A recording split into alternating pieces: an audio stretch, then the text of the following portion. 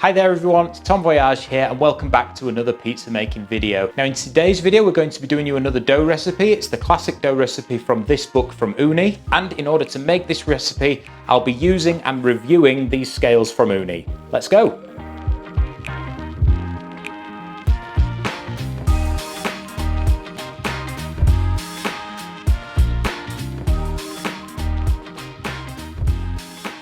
So to start out this video, let's take a closer look at the dual platform digital scales from Ooni. Now these are ideal for pizza making because you've got two different types of scale on here. Now the larger one can be used for measuring out flour and water.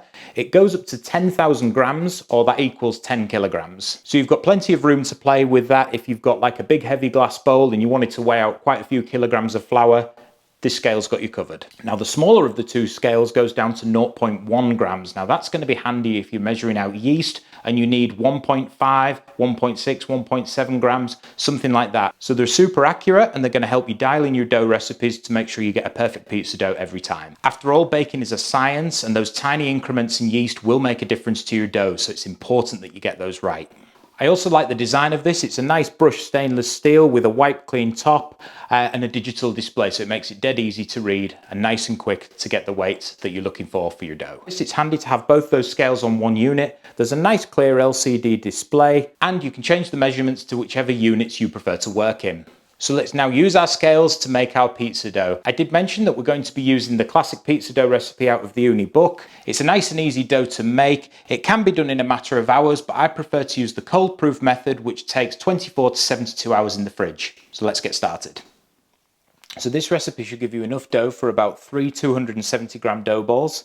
So let's start out by weighing our flour. So we'll turn the unit on. We'll place our bowl on and then we'll press tare to make sure that it's zeroed, and then we'll weigh out 500 grams of 00 flour. Now our water needs to be quite warm. We're looking for about 30 degrees, so that's 33 degrees centigrade, which is just fine.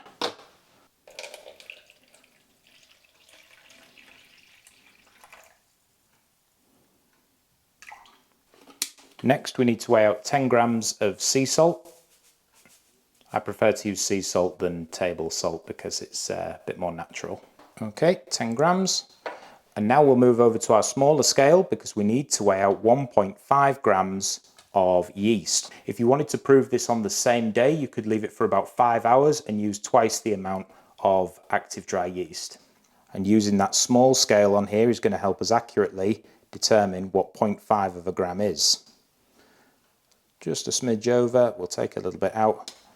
So to make our dough, first we're going to add our 1.5 grams of yeast into our warm water. Make sure it's all in there. Now we're just going to let that sit for 2 minutes just to let the yeast hydrate.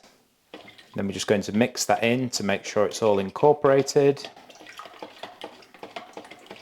Next we'll add in our salt. And again, give that a mix to make sure all the salt's dissolved. We're then going to add our yeast and salt mixture into our flour.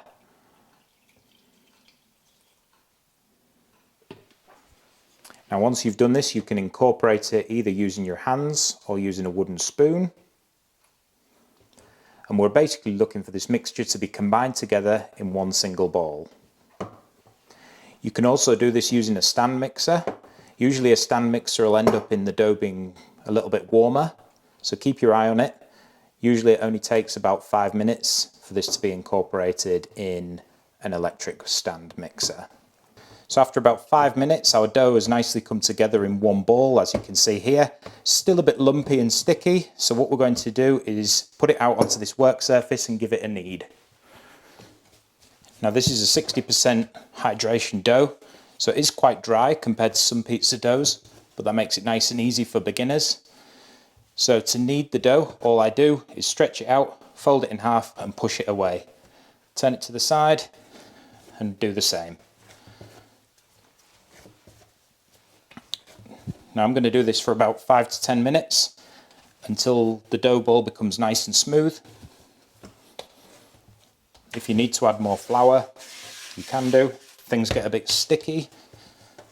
Nice So after about 10 minutes, you can see our dough ball is now nice and smooth and it's come together in one round ball.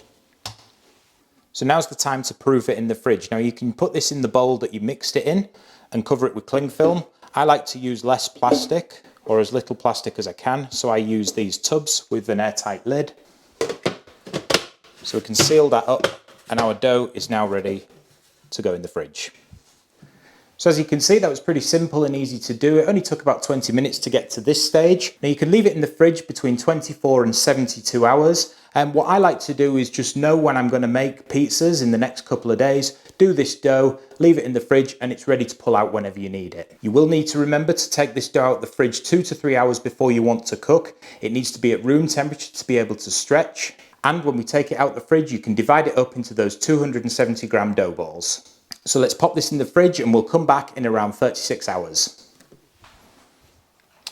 So we're back, it's day 2, and I only actually left this dough for around 26 hours, but as you can see, it's nearly doubled in size. So we're going to take this out the fridge, we're going to divide it into 3 separate dough balls weighing around 250 to 270 grams. And then we're going to leave it in a proving tray for a couple more hours to come up to room temperature before we get it on the Ooni Volt 12, which you can see behind me here. So we're going to add a little bit of flour to our worktop, a little bit of flour to the scales to make sure they don't stick, and a bit more flour in our dough box. Next we'll get our dough out the box where it's been proven. Turn our scales on and weigh out 3 equal pieces.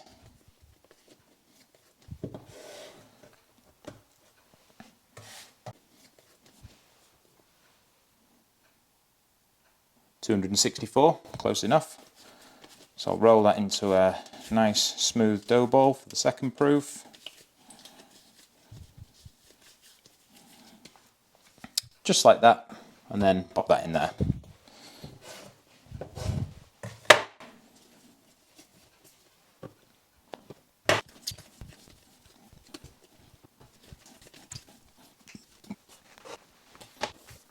So we'll leave them in there at room temperature for 1.5 to 2 hours, and then we'll come back, fire up the Volt, and get these pizzas cooked.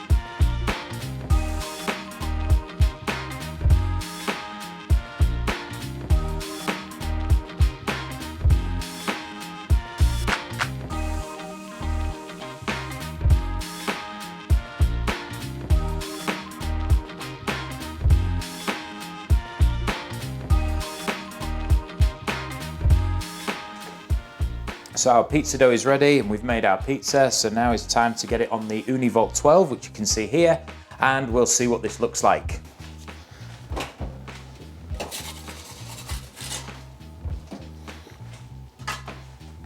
Now I really enjoy using the Ooni Volt 12 because it's great for indoors with it being an electric oven.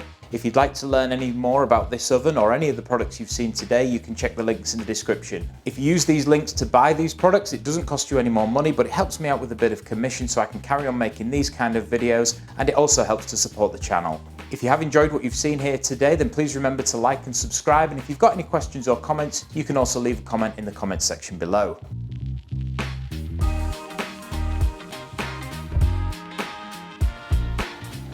Okay, so that's been about 90 seconds, and as you can see, our pizza is ready.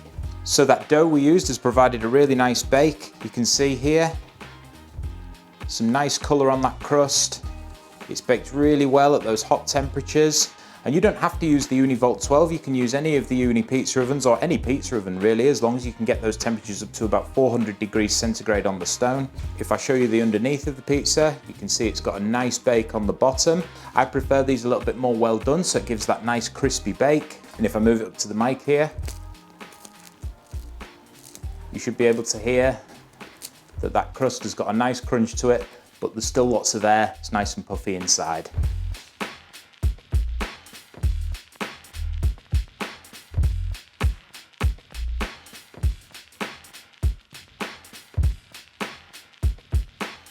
So thanks very much for watching that video. I hope you found it useful. If you did enjoy it, please remember to give me a like and a subscribe. And please remember to check out some of my other videos for more pizza making tips and reviews. Thanks very much, and we'll see you next time for more pizza making videos.